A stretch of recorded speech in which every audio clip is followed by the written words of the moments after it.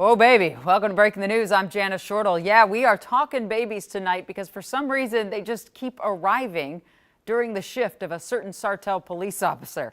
We put Kent on this. Kent, what's happening in Sartell? Yeah, good question, Jana. Officer Steve Matthews can't really explain it himself. Just 11 minutes after receiving a 911 call on Friday, he and two other officers helped deliver a healthy baby girl inside a Sartell home.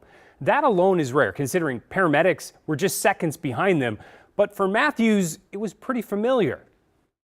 Parents don't generally choose police stations for a baby's very first social outing. How are you guys? But for Donovan Johnson and Tasha Allstott, this is really a 3-date reunion for their daughter. It says Patience. Tasha says Patience seemed like a fitting name through her due date on Thursday. But then, on Friday morning, I didn't want to believe that it was time. I was scared. she realized Patience wasn't going to wait for the hospital. So Donovan called 911. I wasn't too far away, so I was the first one there. Officer Steve Matthews quickly realized how much that timing mattered. Maybe 3-4 minutes and he was there.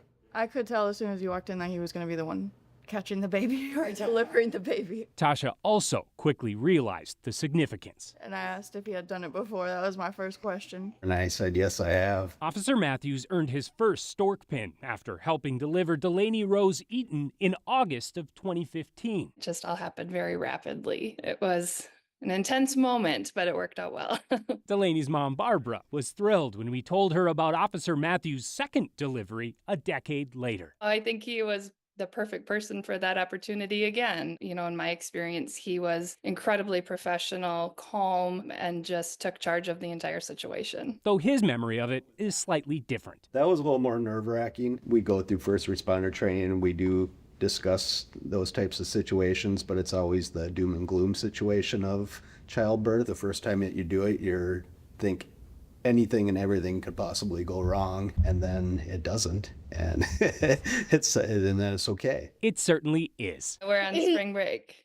Hi. Barbara and Delaney are doing great. It's a blessing. So are Patience and Tasha, thanks to Officer Matthews and two of his colleagues. They definitely brought me comfort when I was really scared.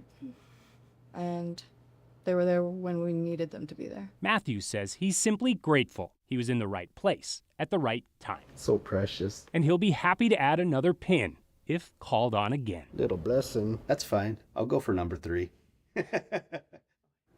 I bet he will. Officer Matthews is the first to point out he didn't do it alone.